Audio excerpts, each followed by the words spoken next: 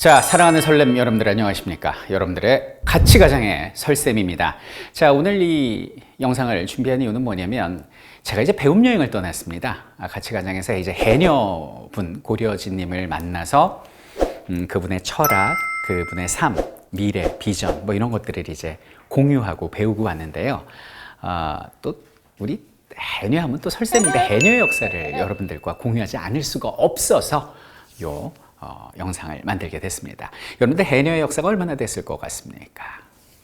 조선시대, 고려시대, 짜잔, 삼국사기! 현존하는 가장 오래된 역사책인 삼국사기. 이거 써야 되나 이거? 삼국사기에 최초로 해녀의 이야기가 나온다라는 얘기예요. 자, 무슨 얘기냐? 이거 좀 추론이 필요한 건데 삼국사기에 보면 여러분들 광개토대왕 알죠? 그 광개토대왕 아들이 장수왕이고 장수왕의 손자가 문자왕이에요. 여기는 문자왕 때 고구려에서 북위에 사신을 보낸 거예요. 중국에. 사신을 보냈는데 그 중국의 황제가 이제 그 고구려 사신하고 만나서 나누는 대화 중에 이런 게 있어요. 조금 이제 오늘날 표현으로 좀 살짝 쉽게 바꿔볼게요. 이번 선물을 보니까 조금 그러네. 이게 왜? 나 말이야. 그죠? 흰돌 좋아하는데, 흰돌. 섬라의 흰돌 말이야. 섬라의 흰돌이란 말이 나옵니다. 이게 무슨 얘기냐? 이것이 오늘날 제주도의 진주를 뜻한다라고 이제 추정을 하는 거죠. 그러니까 이제 여기는 그 고구려 사신이 뭐라고 부르냐면, 그것이 사실은 그러면서 하는 얘기가 뭐냐면, 고구려가 이렇게 있잖아요. 금 좋아하시죠? 진주 좋아하시죠? 금은 본래 여기는 만주벌판에서 나오는데 물길이라는 놈들이 와서, 이 물길이 누구냐면 숙신, 음루, 물길, 말갈, 여진, 만주족, 이게 같은 이름이에요. 쭉 이어져. 그래서 만주족 있죠? 나중에 청나라 만드는 그 북방민족이 물길이야. 여기 있는 물길이 금광을 차지하거나 우리의 금채취를 방해해서 금을 미처 챙겨오지 못했네요.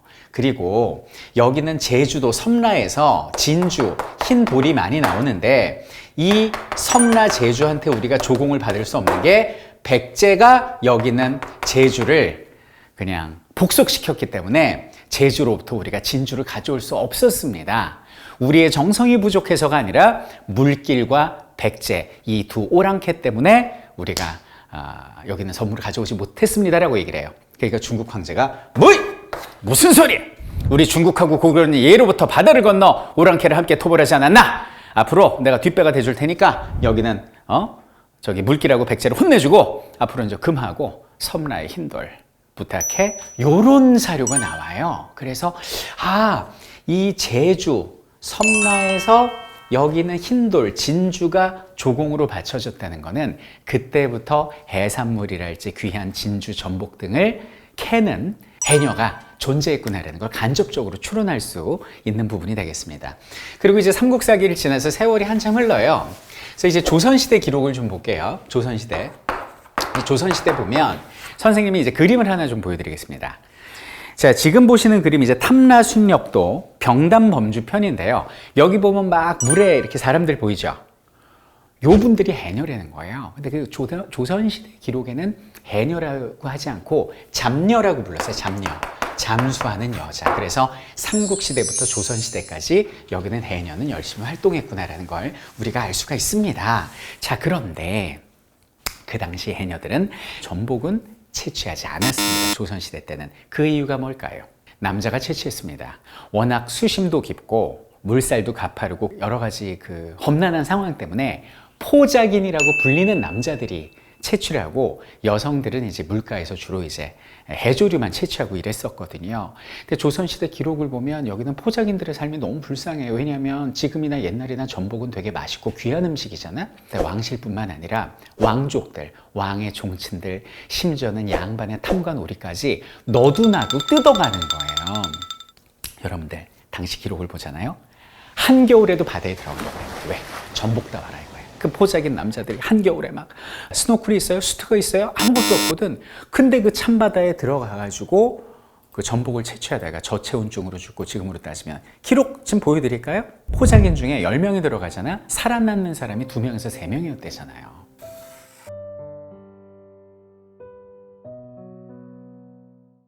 당시 포작인들이 얼마나 힘들었느냐 이런 말이 있대요.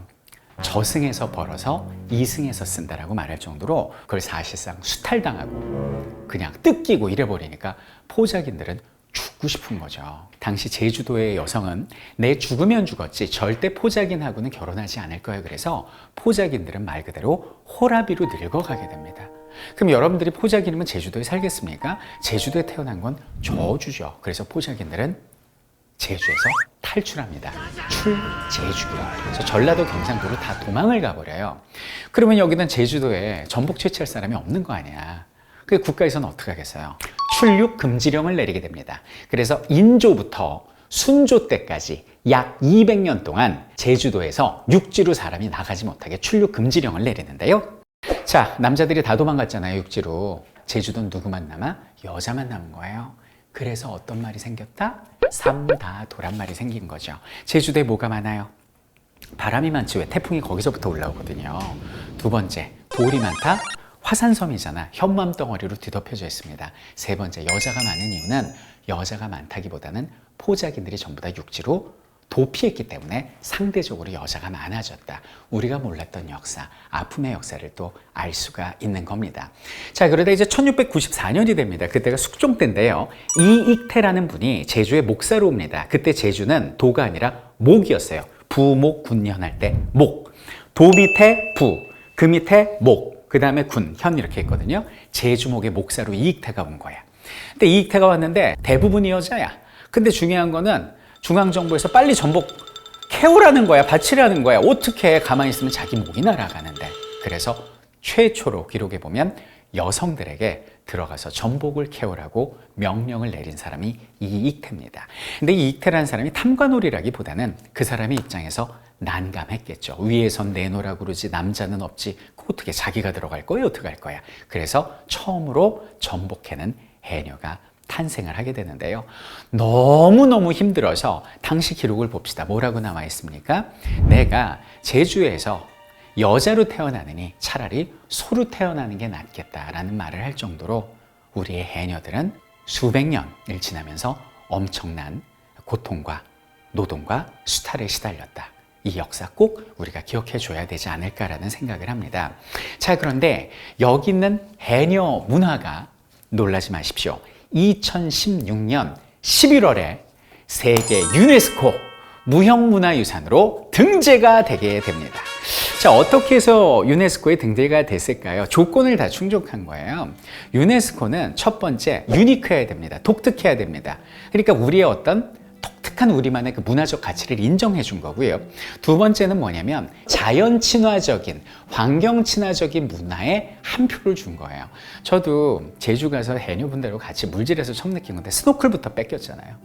왜냐면 잠수경 쓰고 스노클 물고 이렇게 들어가서 전복 어딨네, 성게 어딨네 좌표 찍어놓고 타고 쑥 들어가면 하나라도 더 캘 수 있는데 그걸 못하게 하려고 스노클을 뺏은 거예요. 그래서 어디에 전복, 성게가 있는지 모른 채 하고 들어가서 이렇게 그때부터 찾는 거거든. 아, 그럼 하나라도 더 캐면 돈도 벌고 좋잖아요. 아니, 자연을 그렇게 마구마구 파헤쳐서는 안 돼. 우리 숨 닿는 데까지만 채취한다. 이것이 자연에 대한 예우다. 이런 문화를 가지고 계신 거예요. 해녀분들이. 완전히 저 감동했잖아요. 세 번째는 뭐냐면 유네스코에 등재가 되려면 이 전통이 만들어지기만 하면 안 되고 계속 전통 계승돼 와야 되고 앞으로도 쭉 미래지향적으로 계승돼야 돼. 그래야 이게 등재가 되는데 그 점까지 인정받았다는 거죠. 그래서 그 세 번째를 제가 확인하러 이번에 제주도에 간 거고요. 제주도에 가서 그 전통을 계승하는 고려진님을, 여러분들 중에 고려진님을 만나 뵙게 된 겁니다. 그리고 참 하나 더 말씀드리면 유네스코 등재되고 다음해인 2017년 5월에 우리나라에 무형문화재로 또 해녀문화가 등재됐다는 거 꼭 함께 기억하면 좋을 것 같습니다. 저는 걱정을 했어요. 우리나라의 어떤 문화를 이어나가는 분들이 다양한 분야에서 많으신데 국민들의 관심도 없고 하다 보니까 생계도 어렵고 결국은 그냥 포기하고 그런 걱정을 안고 갔는데 오히려 해녀 문화는 그렇지 않았어요. 해녀 학교도 세워지고 또 지역별로 해녀를 양성하고 계셨고요. 거기서 자신의 삶의 의미를 찾더라고요. 소확행을, 긍정적인 해녀의 모습을 만날 수 있었습니다. 자, 지금까지 전해져 왔고 앞으로도 전해져야 될 우리의 자랑스러운 해녀 문화 여러분들 많은 관심과 응원을 이 시간을 통해서 가졌으면 좋겠습니다. 물질이란 맛이 어떻게 해야 되는지 안 술까? 그러면 안녕. 이리 와볼래? 나도 개띠야. 일로 와봐.